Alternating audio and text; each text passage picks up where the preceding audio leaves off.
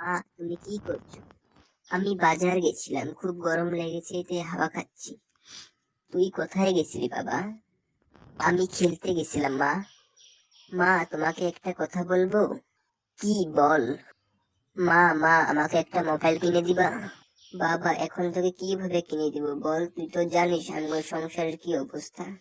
না না মা, আমাকে কিনে দিতেই হবে একটা মোবাইল। ঠিক আছে, আজকে তোর বাবাকে আমি বলবো।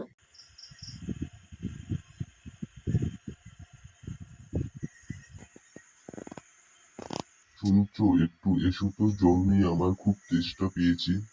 ও, তুমি এসে গেছো। তোমাকে একটা আমি কথা বলবো। রাহুল রাহুল না আজকে একটা জিনিসের জন্য খুব বায়না করতেছি। কিসের বায়না করতেছে? তুমি তো জানো আমাদের ছেলেটা বড় হয়ে গেছে, ও একটা মোবাইল কিনে যাচ্ছে। তুমি তো জানো আমাদের তুমি তো জানো মাসের শেষ, আমি কিভাবে মোবাইল কিনে দেব। ঠিক আছে, আমি কালকে অফিসে গিয়ে আমি স্যারকে বলে দেখি কি বলে। স্যার, কোথায় যাচ্ছেন? তুমি কোথায় যাচ্ছ? আমি তো আপনার কাছেই যাচ্ছি স্যার।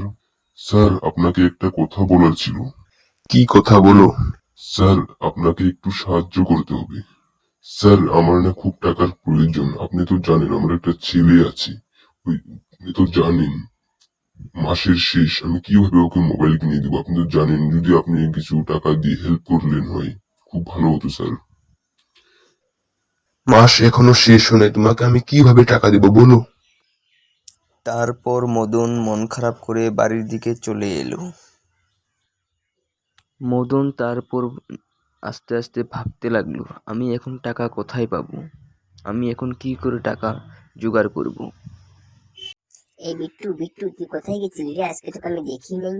আমি একটু বাবার সাথে বাজারে গেছিলাম রে, তোকে তো দেখি নাই। তুই কোথায় গেছিলি? শোন, একটা খুশির খবর। আমি না বাবার কাছে মোবাইলের জন্য বায়না করছি, আর বাবা আমাকে দিতে চেয়েছে। আমার তো খুব খুশি হচ্ছে রে। এখন আমার কাছে একটা মোবাইল থাকবে। তুই কি দারুণ হবে, বল বল বল। হ্যাঁ রে, মোবাইলটা আমাকে একটু টিপতে দিস। কি বলিস, দিবি?